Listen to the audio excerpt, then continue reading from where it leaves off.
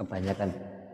Karena di Durratun Nasihin itu artinya sudah Durratun. Nah, Durratun itu kan artinya permata. Ya, permata. Nasihin itu orang-orang yang memberi nasihat. Jadi permatanya orang-orang yang memberi nasihat. Durratun Nasihin. Itu biasanya banyak mengambil dari situ. Yang ceramah-ceramah saya lihat tausiah itu banyak mengambil dari kitab Durratun Nasihin. Baik hadisnya, baik ceritanya, hikayatnya dan lain sebagainya itu banyak dari itu. Ini juga diceritakan kisah Saraba ini di salah satunya di kitab namanya Durratun Nasihin. Nah itu. Jadi itulah contoh, ya contoh itu zaman Rasulullah itu sahabat sudah ayat itu sudah turun banyak yang membantah. Maksudnya tidak mau membayar zakat.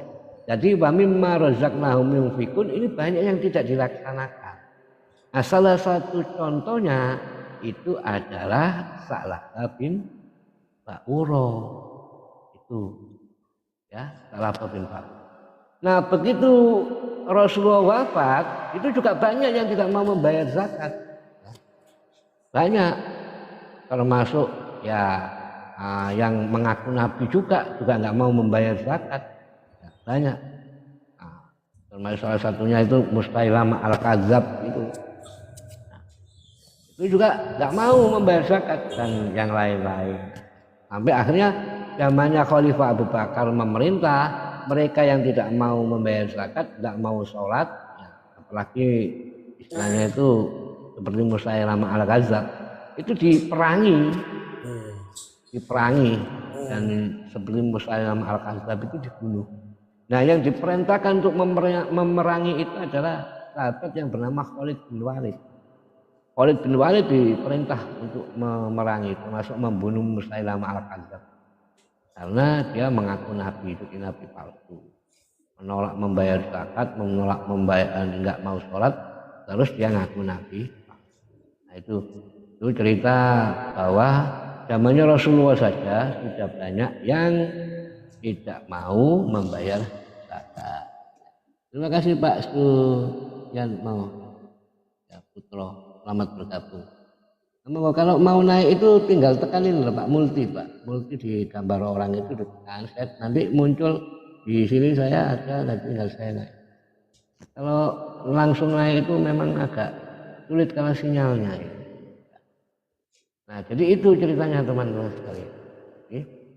Wa mimma razaqnahum yunfikun. Nah, itu tanda orang bertakwa yang ketiga adalah wa mimma razaqnahum yunfikun. Nah, jadi sebagian dari harta yang dimiliki yang diberikan rezeki oleh Allah kepadanya dia akan menafkahkan, membayar zakat, sedekah ya ke anak yatim dan fakir miskin, terus infak di masjid, jariah di masjid atau jariah tempat lain-lain. Jadi jariah itu tidak hanya ke masjid saja, tidak hanya ke musola saja, enggak. Kalau teman-teman sekalian itu punya harta, ya, katakanlah jalan teman-teman tuh masuk ke kampung teman-teman umpamanya sering banjir, sering lecet, sering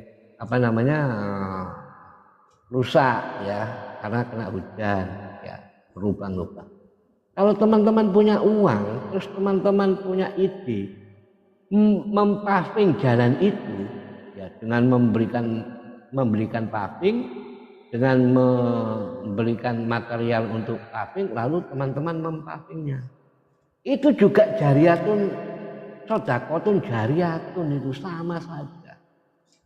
Itu termasuk sodakotun jariyatun, sodako jariyah. Yang pahalanya nggak putus-putus sampai teman-teman besok itu mati, ya mati itu sodako itu masih terus datang. Selama paving itu masih dipakai, selama jalan itu masih dipakai dan masih ada, itu sodako. Pahalanya itu terus mengalir.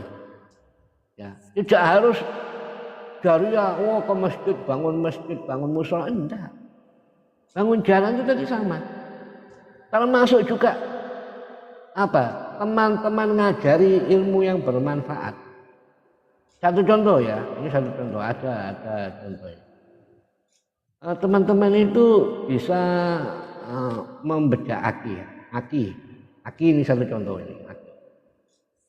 Dulu ada orang tetangga saya itu bisa membedah aki karena dia pernah kerja di pabrik aki zaman Belanda. Lalu dia Belandanya sudah puput hilang nggak ada. Lalu dia masih hafal cara meramu aki, membuat aki. Nah ada aki yang sudah bekas mati, nggak bisa dipakai. Nah lalu dibedah sama dia, itu dibedah sama dia, ya. Itu. Jadi dibedah karena dibedah, ya, karena dibedah, ya. Jadi dibedah, gitu. Ya.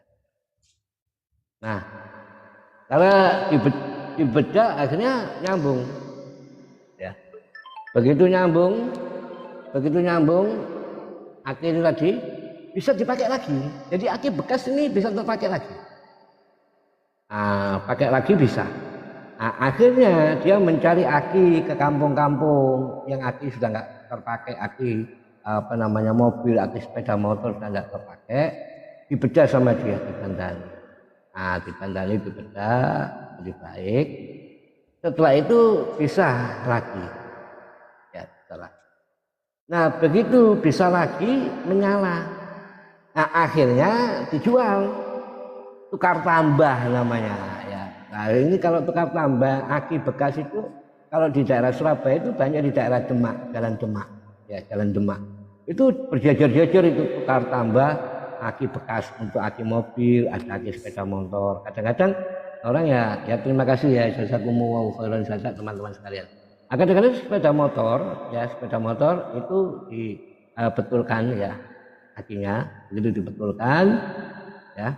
Terus bisa jadi tukar tambah. Kalau aki sepeda motor itu tukar tambahnya 50.000. Nah, ya termasuk